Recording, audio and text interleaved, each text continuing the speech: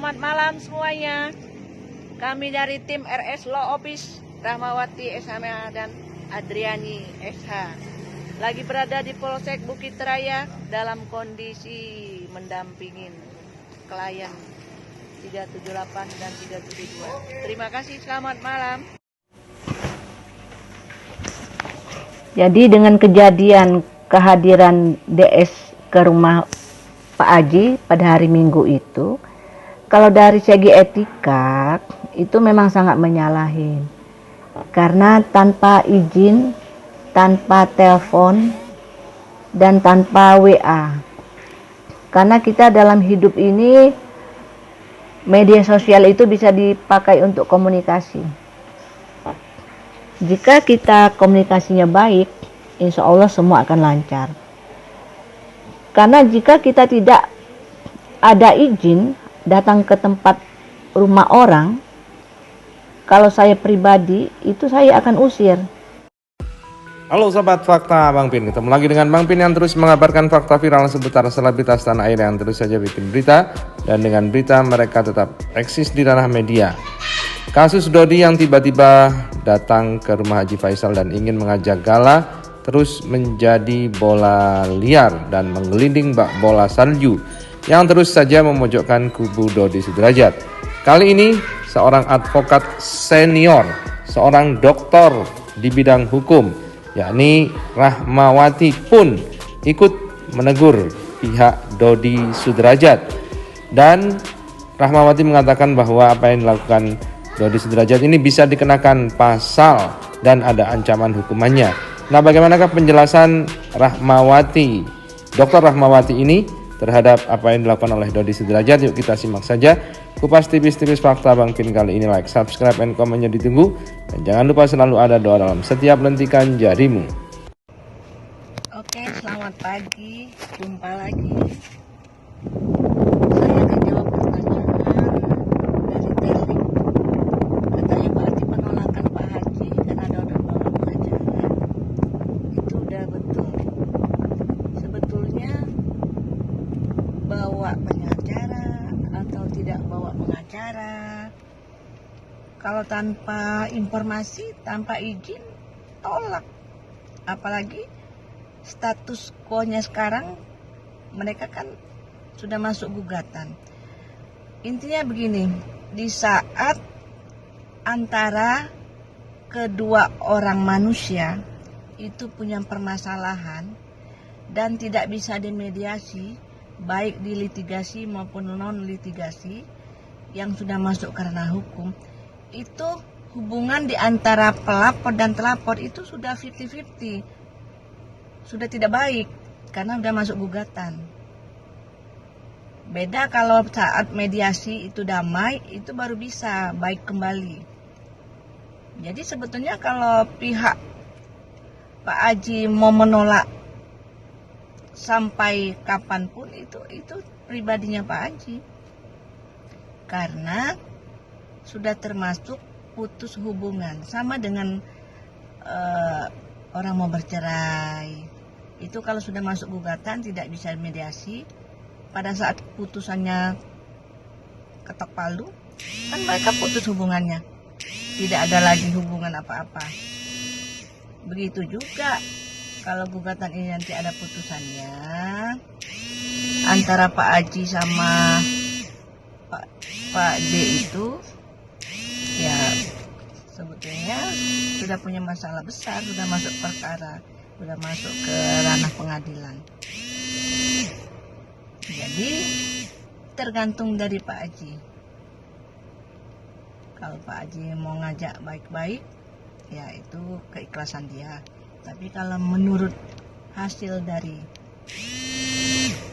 upaya hukum atau ranah hukum, itu sudah tidak baik lagi, karena dia sudah pernah menggugat kita. Oke, terima kasih.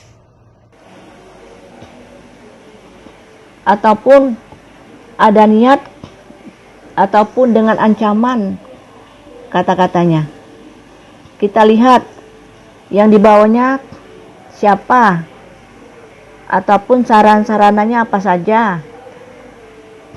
bisa juga nanti kena tambahan terjerat di pasal 167 KUHP di ayat 1-nya masuk tanpa izin. Kalau dengan niat ada ancamannya itu kena di pasal 2. Pasal 2 itu kena 1 tahun 4 bulan kalau kita ada ancaman. Nah, dari ancaman itu nanti diperpanjang lagi, diiringi dengan ada niat sudah direncanakan. Kalau sudah ada niat direncanakan, itu ditambah lagi 1/3-nya hukuman penjaranya. Jadi kadang kehilapan kita menganggap remeh seseorang, itu akan akibatnya kena di kita sendiri. Jadi sebelum berbuat harus dipikirkan. Kalau kita melangkah ada tujuan, tapi harus punya niat dulu. Niatnya apa? Tidak mungkin melangkahkan kaki itu tanpa niat. Karena tujuannya udah tahu, menuju rumah Pak Faisal. Jadi niatnya apa? Kalau niatnya membawa cucu, ya komunikasi dong dulu, izin dulu, biar kita enak. Apalagi kalau kita mau berdamai. Karena di dalam upaya hukum, kalau kita lagi berperkara, itu kalau bisa tidak usah ada pertemuan dulu. Apalagi mau minjem seseorang yang diperkara. Di dalam suatu kasus perkara, kalau sudah masuk di dalam ranah hukum, jika tidak berhasil dalam mediasi, itu tidak usah ada pertemuan lagi. Karena kalau mediasinya di litigasi ataupun non litigasi tidak berhasil, apa yang harus kita lakukan lagi? Ya, menunggu dari keputusan hakim. Jadi tidak usah ada lagi pertemuan, karena pertemuan itu akan membuat tambah gaduh, apalagi suasananya masih sama-sama panas.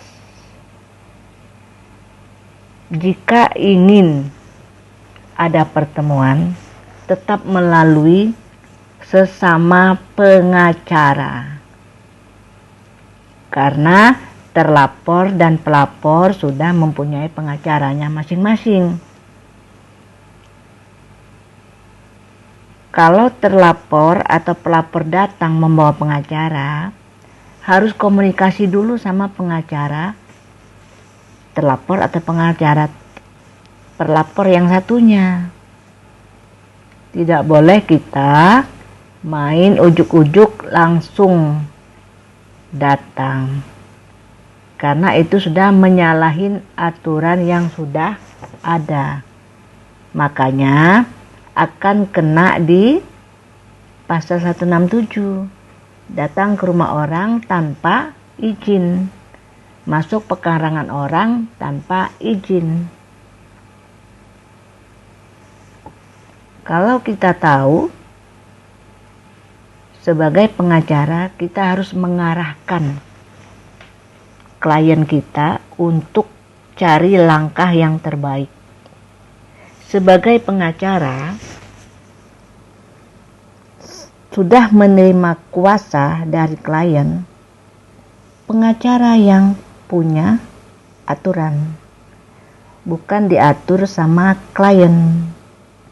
Jadi kalau kliennya salah langkah, jangan diikutin. Percuma nanti sekolah kita hilang begitu saja ilmunya karena diatur sama klien kita.